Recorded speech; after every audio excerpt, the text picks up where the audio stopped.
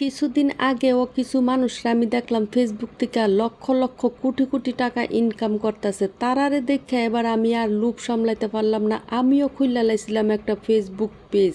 এবার আমি ওই ফেসবুক পেজে কিছু রান্নার ভিডিও শেয়ার করতে থাকি। কুকিং পেজটা ওপেন করার সময় আমার কাছে এমন মনে হয়েছিল আমি মনে ত্রিপুরা রাজ্যে একমাত্র কুকিং পেজ ওপেন করছি। এখন দেখি কাহিনী একটু অন্যরকম। আমার আগেই অনেক হাজার হাজার মানুষ কুকিং পেজ খুললা ফেসবুকে বইয়া রয়েছে। তো বইয়া রয়েছে বালা কথা, তো আমার সমস্যা হয় কোন জায়গা জানেন?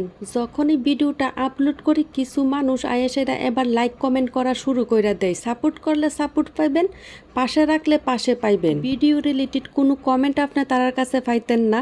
আপনি কড়াইয়াতে তেল দিছেন, পেঁয়াজ দিছেন, অতটুকু দেখে শুরু এবার তারা কমেন্ট করা শুরু করে দিব, ওয়াও দারুণ হয়েছে, অসাধারণ হয়েছে, কমেন্ট করে মারলো দৌড়। কারণ তারা তো আয়ে ফলোয়ার্স বাড়ানোর উদ্দেশ্যে, তারা তো আর কারোর ভিডিও দেখার উদ্দেশ্যে আয়ে না। তারার কাজ তারা কইরা জায়গা।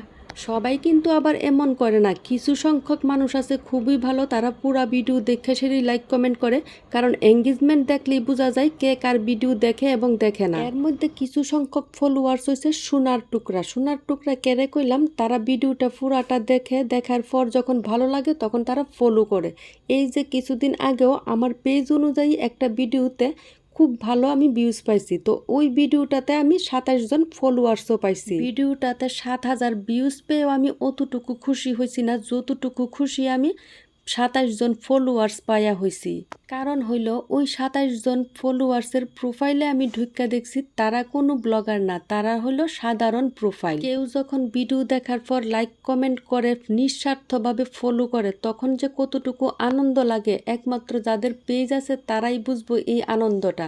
তো ধন্যবাদ তাদেরকে যারা নিঃস্বার্থভাবে আমার ফলো করে এবং আমার সব কটা ভিডিও দেখে। আমি কোনোদিনও কল্পনাও করছি না যে আমার ভিডিও দেখে কি মজা পাইব এবং নিঃস্বার্থভাবে আমার ফলো করব। তো thank you so much again আমারে এত ভালোবাসা দেওয়ার জন্য। আপনাদের ভালোবাসার কারণেই আমি চেষ্টা করতেছি আমার ভিডিওগুলো যেন আরও একটু ভালো হয়। আজকে মনের কথা শেয়ার করতে গিয়া রান্নার সম্বন্ধে আমি কোনো কথাই কইলাম না, তার জন্য দুঃখিত। তো আজকে রান্নাই হয়েছিল কচু পাতা আর মেষ্টা পাতা দিয়া দারুণ স্বাদের একটা অম্বল। অম্বল মানে টক।